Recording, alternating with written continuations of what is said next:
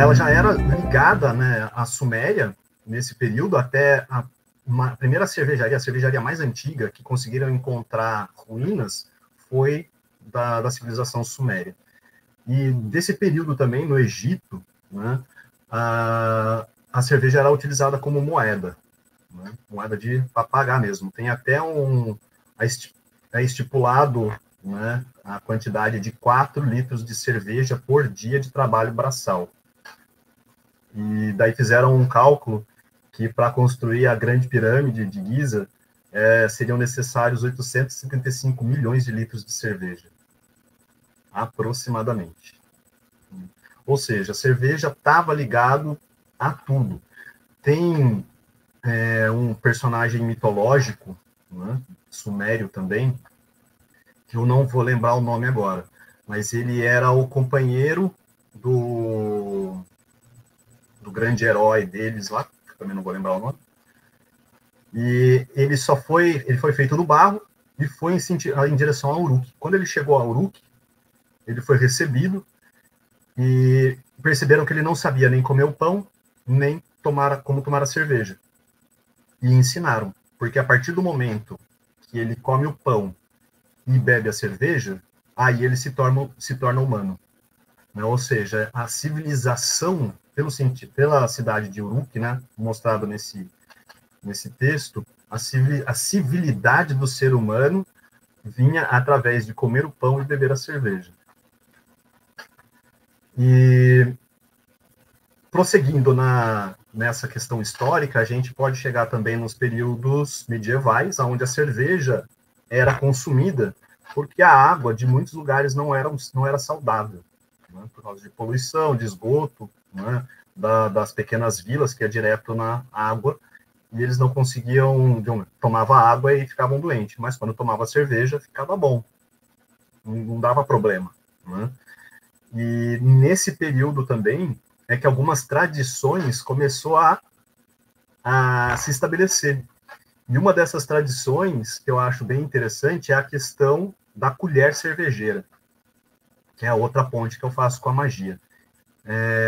A cerveja, para você produzir ela, você tem que fazer com que aquela sopa de cevada, né, que é chamado de mosto, seja sempre mexida para que a água entre em contato melhor com os grãos e para fazer o processo acontecer de maneira mais fluida.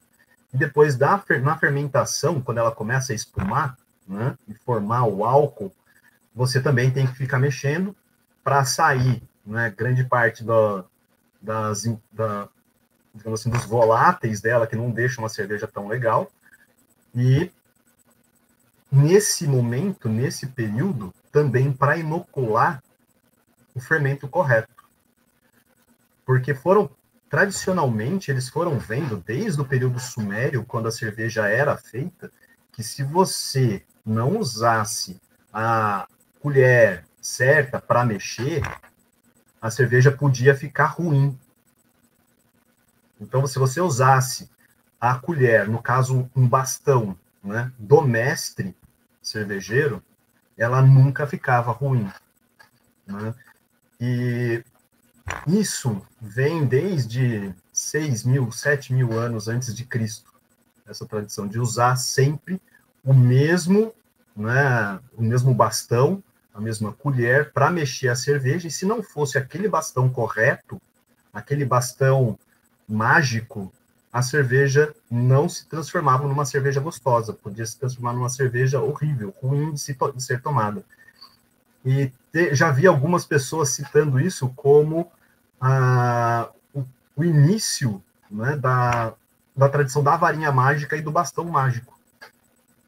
Então, imagina, há 6, 7 mil anos atrás, né, 6, 7 mil anos antes de Cristo, se você mexesse aquele mosto, aquela sopa, com uma varinha correta, que era a varinha do mestre, né, ela se transformava em algo divino, porque era divino. Desde o período sumério, tanto é que tem a deusa da cerveja, até o período da Idade Média, a cerveja era feita por ou para divindades. Era considerado algo divino e era feito para rituais, né? Então, já ouvi mesmo de pessoas falando que a varinha mágica e o bastão do mago provém, possivelmente, da varinha, do instrumento de mexer a cerveja enquanto estava fermentando. E a gente sabe que isso acontece pelo seguinte, porque aquela colher, aquela pá cervejeira, ela já está inoculada com as leveduras que foi, digamos assim, que fermentou a cerveja que deu certo. Então as leveduras já está, né, presa naquela colher, naquela pá.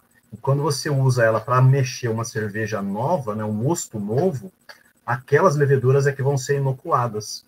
E daí elas que vão crescer e vai fazer de novo uma cerveja boa. Agora, se você pega uma pá nova, né, e que a levedura que está nela é uma levedura selvagem ou era alguma outra coisa, pode ter sido contaminado com fezes de animais, ou seja lá o que for, né? Quando vai entrar em contato com a cerveja, quem vai fermentar aquela cerveja não é as leveduras cervejeiras, e sim bactérias, e daí a cerveja ficava ruim. Hoje a gente sabe isso, hoje a ciência explica isso para a gente, mas para o homem, né, para o ser humano, de 6.000, 7.000, até 1.000 anos atrás, era aquela varinha, aquela pá correta que fazia a cerveja se tornar cerveja.